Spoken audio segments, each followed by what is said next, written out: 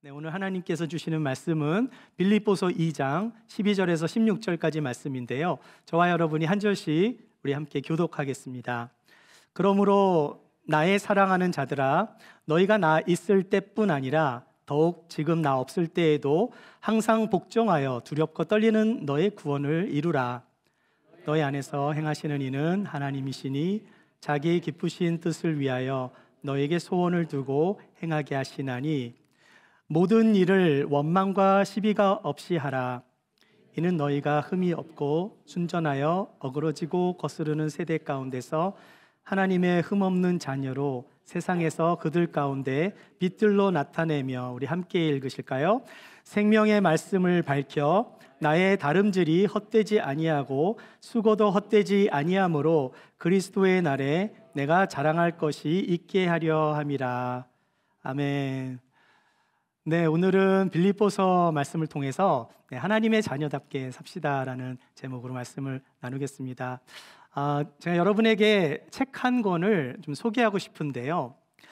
이 책의 저자는 제임스 에그레이라는 분인데, 이 목사님이세요. 원래 그 서아프리카 가나 출신이고 미국에 선교사로 들어와서 감리교 목사님을 지내셨고요. 또 아프리카로 돌아가서 이 아키모카 대학의 부총장을 지냈던 인물입니다.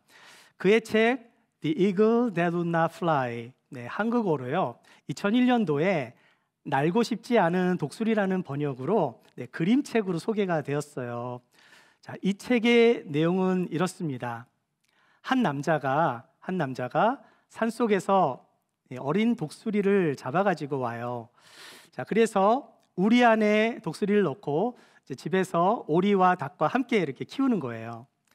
자, 이렇게 닭과 함께, 오리와 함께 5년 동안 이렇게 지나자 독수리는요, 날개가 3m나 자랐지만 어찌 되었는지 독수리가 날지를 못하는 거예요. 왜 그랬는가? 계속 오리와 닭처럼 집에서 모이만 먹었기 때문이에요. 자, 이 소문을 들었습니다. 어느 동물학자가. 그래서 자기가 당신 집에 기르는 독수리를 좀 보러 왔다고. 자, 근데 어떻게 독수리가 닭과 오리처럼 그렇게 살 수 있냐고. 독수리는 독수리인데 독수리는 날아야 된다고 이렇게 말을 하니까요, 주인은 얘는 절대로 날 수 없다고 말을 하는 거예요. 왜냐하면 자기가 오리나 닭처럼 그렇게 키웠기 때문에 얘는 절대로 날 수 없다라고 대답을 합니다. 자, 이런 논쟁이 붙자 동물학자가 그럼 내가 한번 독수리를 날려봐도 되겠냐고 이렇게 말하자, 할 수 있으면 한번 해보라고 주인이 허락을 해줘요. 자, 그래서 동물학자가 이 독수리를 날리기 위해서 산으로 올라갑니다. 그래서 그러면서 이렇게 말을 하는 거예요. 독수리야, 너는 독수리잖아. 하늘을 날아야 돼. 자, 이렇게 말을 하지만 독수리는 관심이 없어요. 나는 것에는 관심이 없고 계속 땅에 있는 먹이에만 관심이 있고 하늘을 보지 않는 거예요. 이게 결국 독수리가 하늘을 날지 못하고 집으로 돌아와서 이전보다 더 오리와 닭들과 더 친하게 지내는 거예요.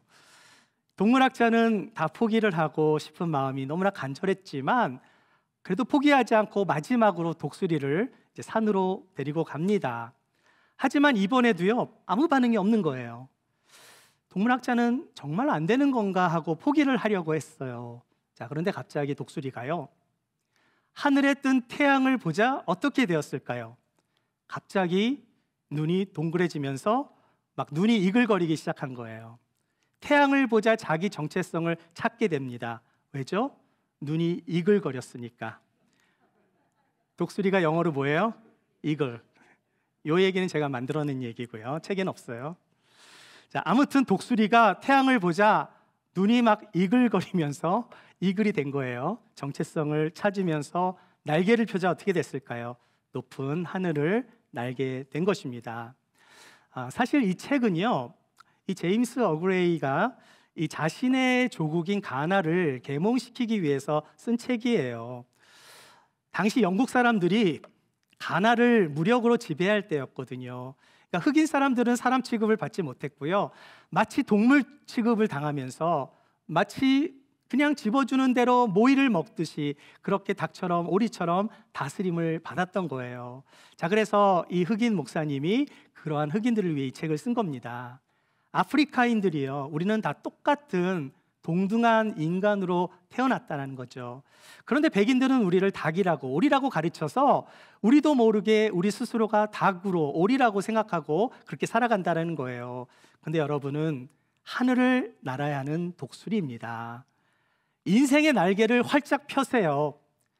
내 던져진 모이만 쫓지 말고 거기에만 만족하지 말고 위대한 아프리카인으로 다시 일어나야 합니다.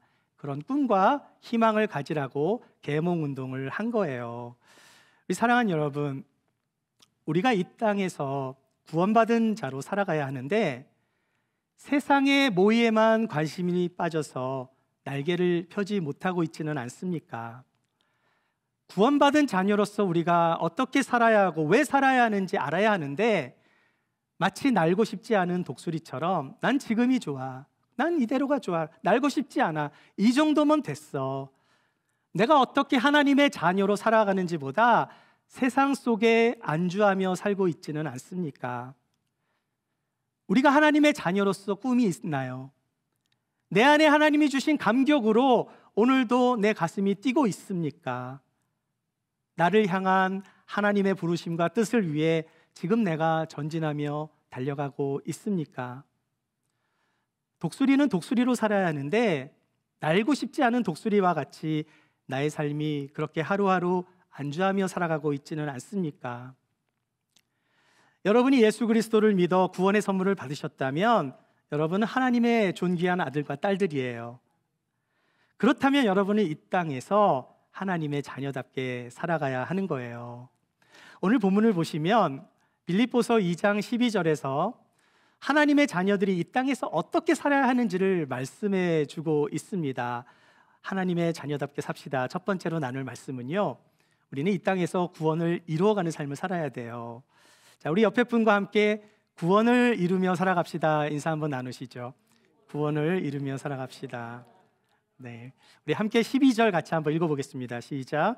그러므로 나의 사랑하는 자들아, 너희가 나 있을 때뿐 아니라 더욱 지금 나 없을 때에도 항상 복종하여 두렵고 떨림으로 너의 구원을 이루라.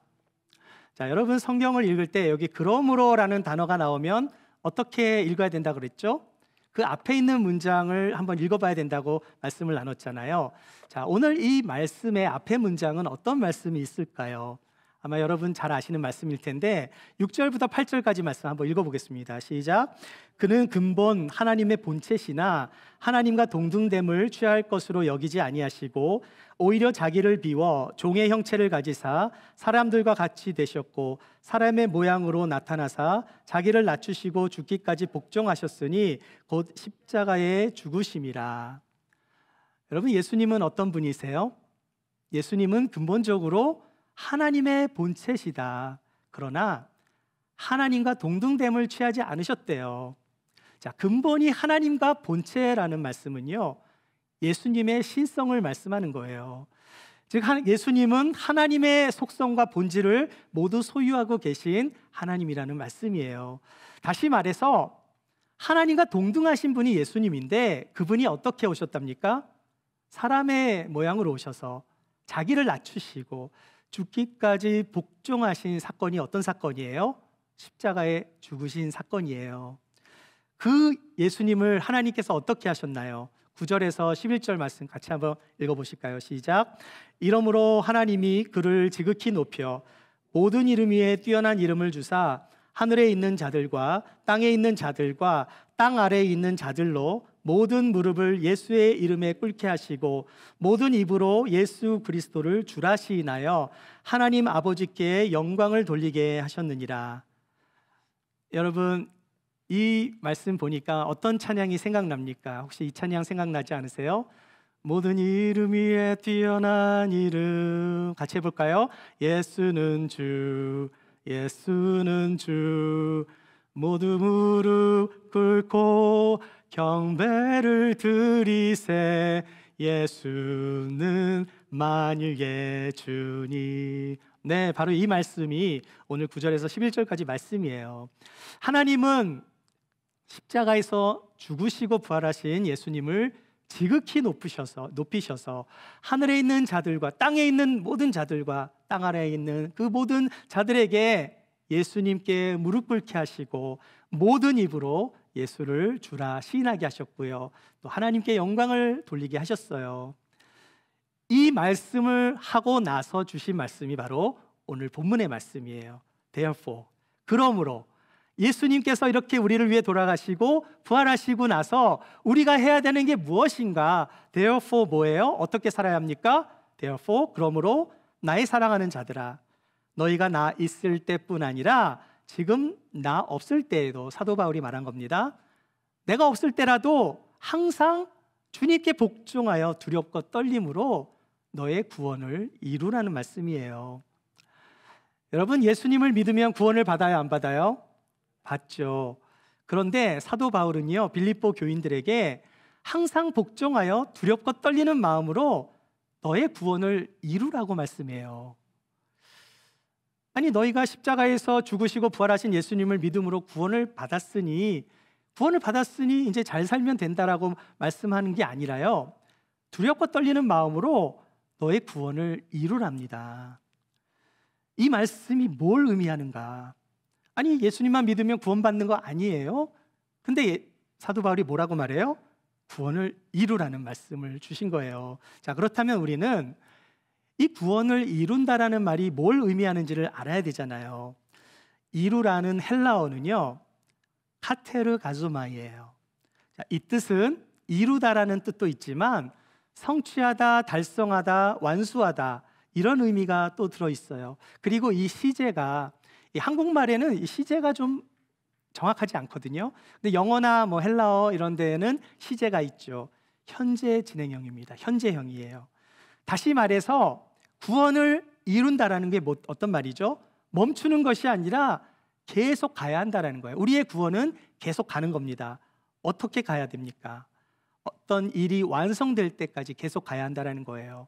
목표가 있는데 그 목표까지 갈 때까지 지속적으로 이루어 가야 한다는 말씀이에요. 이 단어가 카테르 가조마이예요. 무엇이 지속적으로 이루어져야 한다는 말씀인가요? 구원입니다. 자, 그래서 구원을 두렵고 떨리는 마음으로 지속적으로 이루어 가야 한다. 우리는 교회만 가면, 예수님만 믿으면 구원을 받는다고 해서 그렇게 알고 있었는데, 두렵고 떨리는 마음으로 지속적으로 구원을 이루어 가라고 하니까 잘 이해가 안 갈 수도 있습니다. 여러분, 두렵고 떨림으로 구원을 이루라는 말씀은요, 구원을 받을까 받지 못할까 하는 그런 두렵고 떨리는 마음으로 구원을 이루라는 말씀이 아니에요. 두렵고 떨린다는 말씀은요, 우리가 하나님 앞에 나가면 그 하나님의 임재 앞에, 그 경외함 앞에 우리의 영혼은 두렵고 떨릴 수밖에 없습니다. 그렇기 때문에 이것은 하나님을 경외하는 말씀으로 구원받은 자의 삶을 살라는 말씀이에요. 여러분, 구원이 히브리어로 뭡니까? 구원이 히브리어로 뭐죠? 제가 많이 말씀드렸는데 혹시 여러분 예슈아라는 이름 들어보셨죠? 예슈아. 예슈아가 뭐죠? 예수님이 예슈아죠. 구원을 뜻하는 히브리어가 예슈아예요. 영어로 구원이 salvation이죠. 히브리어로 구원이 예슈아입니다. 다시 말해서 예수님이 구원인 거예요. 자, 그런데 우리가 예수를 믿어 구원을 받을 때 세 가지 단계가 있어요. 첫 번째는요, 칭의입니다. justification. 네, 칭이라는 단어가 한문인데요, 이 뜻은 예수님을 믿음으로 의롭다함을 받는 거예요. 자, 그래서 이 칭의, 의롭다, 의로울 의죠. 의롭다함을 칭함받는다. 네, 그래서 칭의예요. 두 번째는 성화입니다. sanctification. 네, 성화는요, 거룩함에 참여하는 거예요. 자, 거룩을 의미하는 라틴어가 sanctus거든요. 여기에서 온 단어가 sanctification이에요. 자, 성화라는 것은 거룩할 성이죠. 성령께서 우리를 거룩하게 만들어 가신다는 거예요.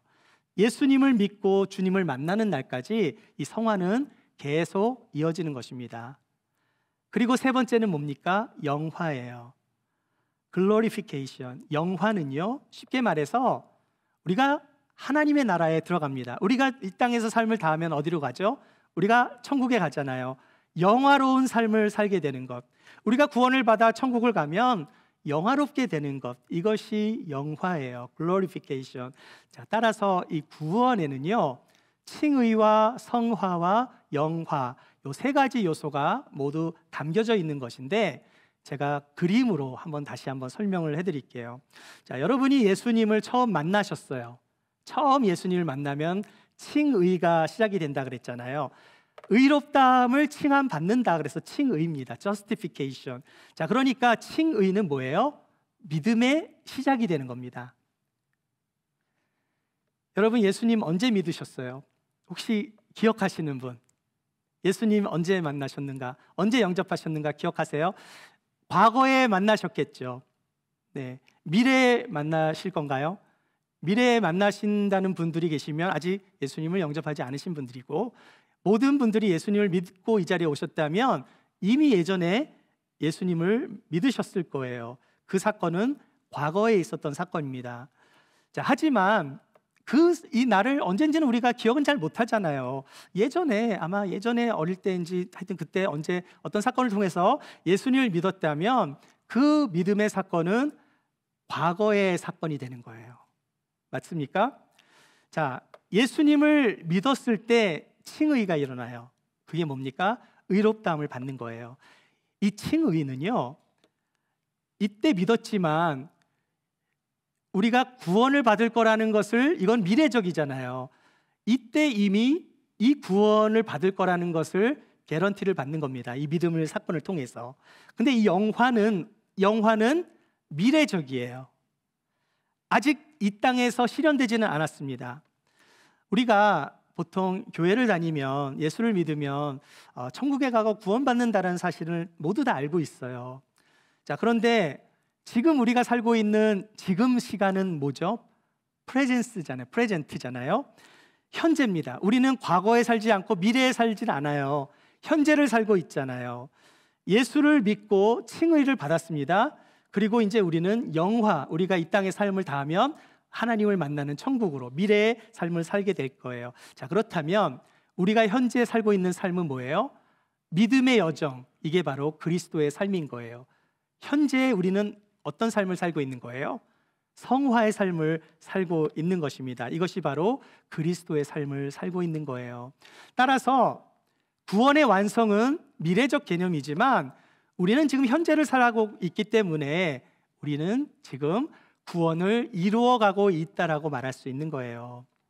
자, 여러분이 구원받은 하나님의 자녀라면 우리 모두가 성령과 함께 동행하며 하나님 나라에 들어갈 때까지 우리는 성화의 삶을 사는 것, 성화가 뭡니까? 거룩한 삶을 사는 것을 의미해요. 이게 성화의 삶입니다. 여러분 이해가 되시죠?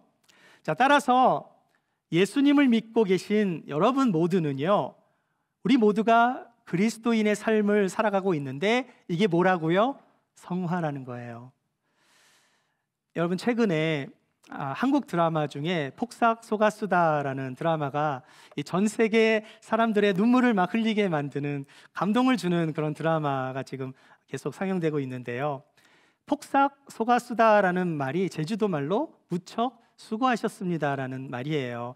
그러니까 속았수다가 속았다라는 게 아니라 수고했수다를 속았수다, 이렇게 제주도 사투리로 말을 하는 건데, 이 드라마의 내용은요, 어머니와 딸의 스토리, 또 남편과 아내의 스토리, 또 부모와 자녀에 대한 이 사랑 이야기가 과거와 현재와 미래가 막 왔다리 갔다리 하면서 정말 이 감동적인 이야기로 풀어가고 있는데, 전체 주제는 사랑이에요.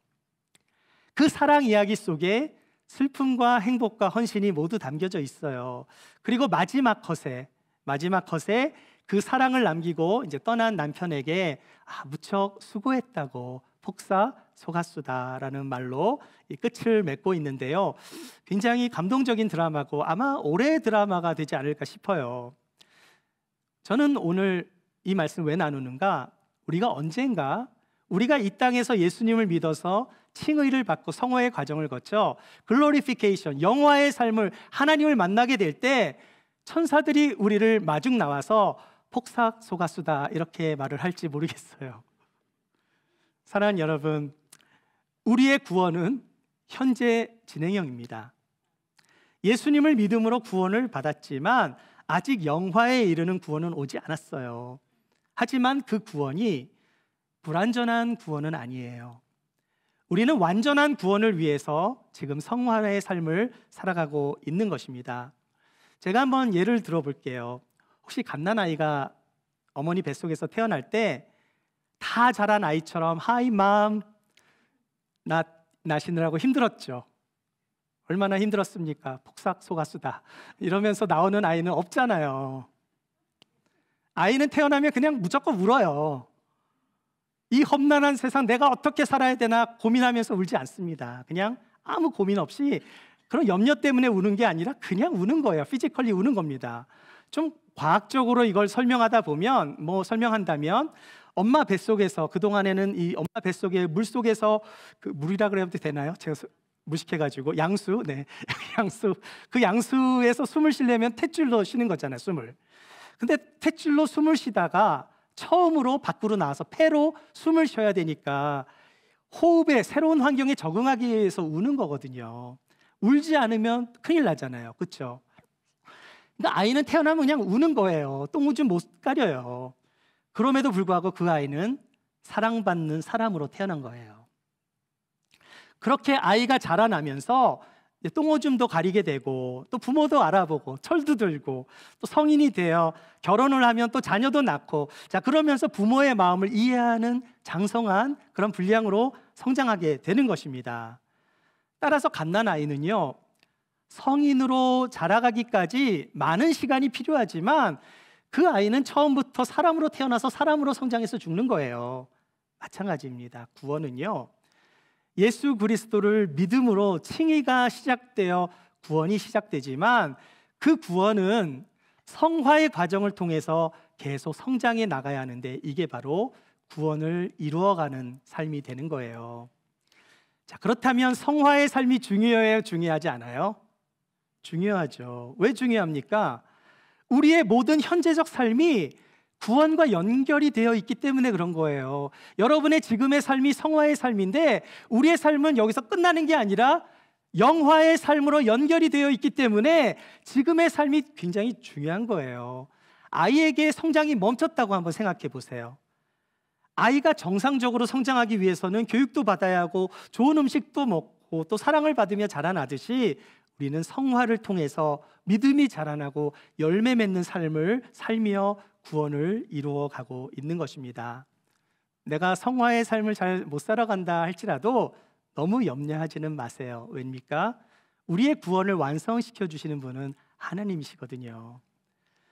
너희 안에서 하나님의 기쁘신 뜻을 위하여 소원을 두고 행하시는 분이 하나님이시래요. 자, 그래서 하나님의 자녀답게 살아갑시다. 두 번째로 나눌 말씀은요, 구원을 행하시는 분은 하나님이시라는 거예요. 13절 말씀을 같이 읽어보겠습니다. 시작. 너희 안에서 행하시는 이는 하나님이시니 자기의 기쁘신 뜻을 위하여 너희에게 소원을 두고 행하게 하시나니. 자, 성경은요, 구원을 시작하신 분도 하나님이신데 구원을 완성시키시는 분도 하나님이시래요. 사랑하는 여러분, 구원은 우리 스스로 이루어갈 수 없어요. 아이가 자기의 능력으로 태어난 게 아니잖아요. 자기가 원한다고 태어나지 않았죠. 마찬가지로 구원은 하나님의 선물입니다. 이처럼 우리 안에서 구원을 이루시는 분이 하나님이신데 하나님께서 뭐라 그러세요? 자기의 기쁘신 뜻을 위하여, 기쁘신 뜻을 위하여 너희에게 소원을 두고 행하게 하신대요. 그 행함이 무슨 행하심이에요? 구원을 행하신다라는 거죠. 여러분, 우리 교회 이름이 뭡니까? ANC 기쁨의 교회. 하나님이 우리들에게 원하시는 삶은 우리가 이 땅에서 구원받은 하나님의 자녀로서 기쁨으로 살아가는 걸 원하세요. 구원을 받아서 하나님의 자녀가 되었기 때문에 구원이야말로 하나님께서 주신 가장 큰 선물이잖아요. 자, 그런데 그 구원은 무엇을 통해서 받을 수 있습니까? 구원을 받기 위해 필요한 것은 믿음인데 이 믿음이 하나님의 기쁨과 연결이 되어 있잖아요. 여러분, 히브리서 11장 6절 말씀, 유명한 말씀인데 다 같이 읽어볼까요? 시작. 믿음이 없이는 하나님을 기쁘시게 하지 못하나니 하나님께 나아가는 자는 반드시 그가 계신 것과 또한 그가 자기를 찾는 자들에게 상 주시는 이심을 믿어야 할지니라. 믿음이 없이는 뭐라고요? 하나님을 기쁘게 하실 수 없대요. 그 믿음은 어떤 믿음입니까?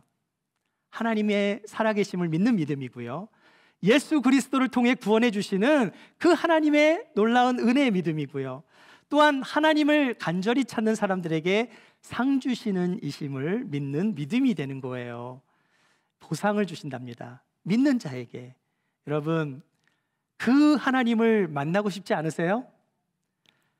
주님을 이 땅에서 우리가 믿음을 가지고 있는데 꼭 죽어야만, 천국에 가야만 하나님을 만나는 건 아니에요. 이 땅에서도 구원받은 자녀라면 우리가 하나님을 만날 수 있다라고 성경은 말씀합니다. 어떻게 만날 수 있을까요? 잠언서 7장 17절 말씀 같이 읽어보겠습니다. 시작. 나를 사랑하는 자들이 나의 사랑을 입으며 나를 간절히 찾는 자가 나를 만날 것이니라. 하나님을 간절히 찾으면 반드시 하나님께서 만나 주신대요.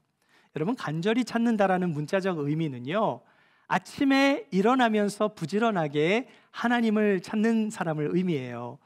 아침에 일어나면 여러분 제일 먼저 뭘 하십니까? 제일 먼저 기도하며 말씀을 보시는 분이 있다면 바로 하나님을 간절히 찾는 분이실 거예요. 자, 그런데 시대가 변하면서 우리의 삶에 간절함이 많이 사라지고 있는 것 같아요.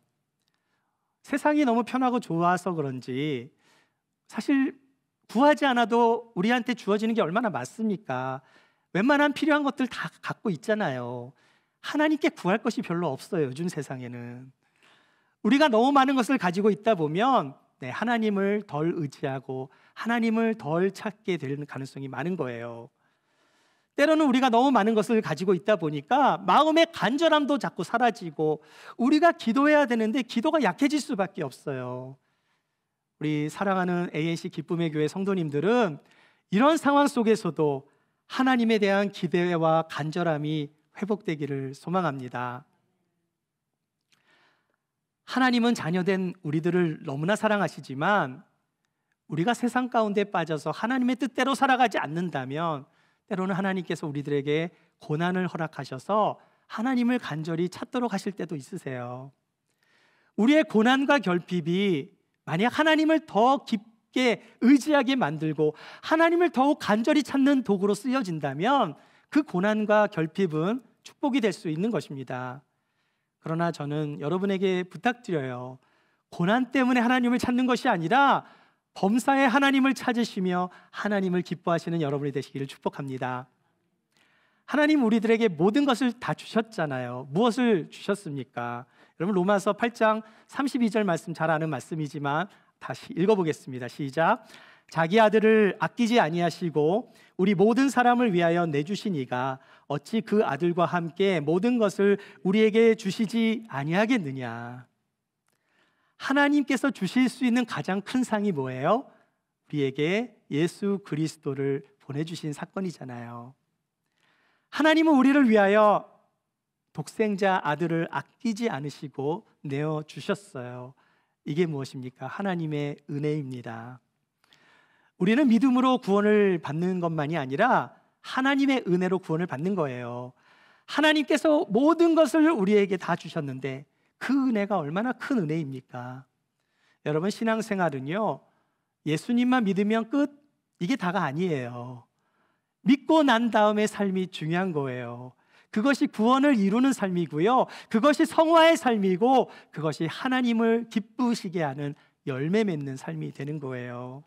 우리 사랑하는 여러분, 하나님을 간절히 찾으며 기도해 보세요. 하나님을 경험하게 되실 줄 믿습니다. 이 땅에서 하나님을 경험할 때 천국에 대한 소망도 더 커지게 되는 거예요.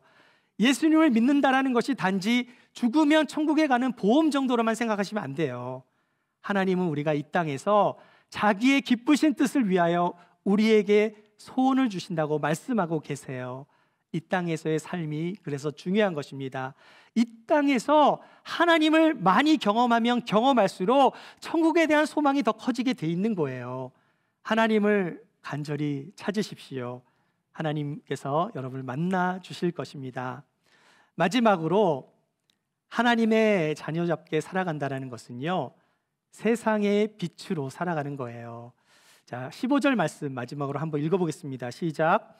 이는 너희가 흠이 없고 순전하여 어그러지고 거스르는 세대 가운데서 하나님의 흠 없는 자녀로 세상에서 그들 가운데 빛들로 나타내며. 하나님께서 우리를 구원해 주신 이유가 여기에 있는 거예요. 이유가 무엇입니까? 어그러지고 거스리는 타락한 세대 가운데 구별되고 흠없는 하나님의 자녀들로 우리들 보러 그렇게 살아가라고 말씀하고 있는 거예요. 우리를 통해서 하나님을 보게 하시길 원하신다는 거예요. 세상 사람들은 하나님 모르잖아요. 너희들이 세상 가운데 빛의 삶을 살면서 하나님을 증거하라고 말씀하고 있는 거예요. 우리는 믿음 생활을 한다고 하지만 때로는 나 중심으로 살아갈 때가 굉장히 많습니다. 우리가 이웃을 사랑해야 된다는 건 머리로는 알지만 나를 위해서, 나의 만족을 위해서 살아가기에 급급할 때가 얼마나 많은지 몰라요. 때로는 어그러지고 거스르는 이 타락한 세대 가운데 내 마음이 다 빼앗겨서 내가 정말 구원받은 사람이 맞는가?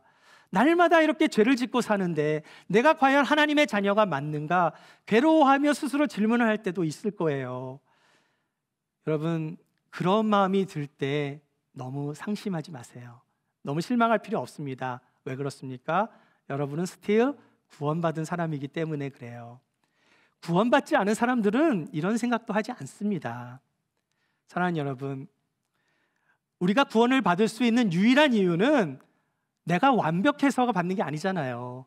예수 그리스도께서 우리를 위하여 십자가에서 죽으셨기 때문에 구원을 받는 거잖아요.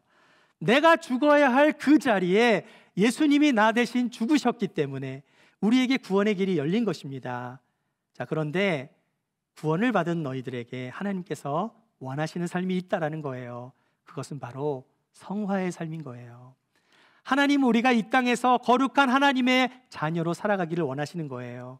하나님은 그래서 어그러지고 거스르는 세대 가운데서, 그 세대 가운데서 하나님의 존귀한 아들과 딸로서 세상 가운데서 정말 하늘의 별들처럼 빛나게 살기를 원하시는 것입니다. 주님을 알지 못하는 타락한 세대 속에서 빛의 자녀로 흠없고 순전한 사람들이 되어야 한다 말씀하고 있는 거예요. 하나님은 우리들을 통해서 하나님의 기쁘신 일들이 일어나시기를 원하세요. 이 땅에서 구원받은 자로 그렇게 살기를 원하신다라는 거예요.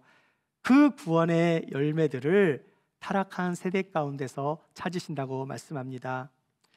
우리 사랑하는 여러분, 여러분은 구원받은 하나님의 자녀로서 지금도 구원을 이루어가고 계십니까? 하나님의 기쁘신 뜻을 위하여 믿음으로 살아가고 계십니까? 아멘을 안 하시는 이유는 뭐죠? 그렇게 살고 싶으신가요? 아멘. 하나님이 주신 꿈과 소원을 위해서 어그러지고 타락한 세대 가운데서 정말 햇빛처럼 빛나는 하나님의 자녀가 되기를 원하십니까?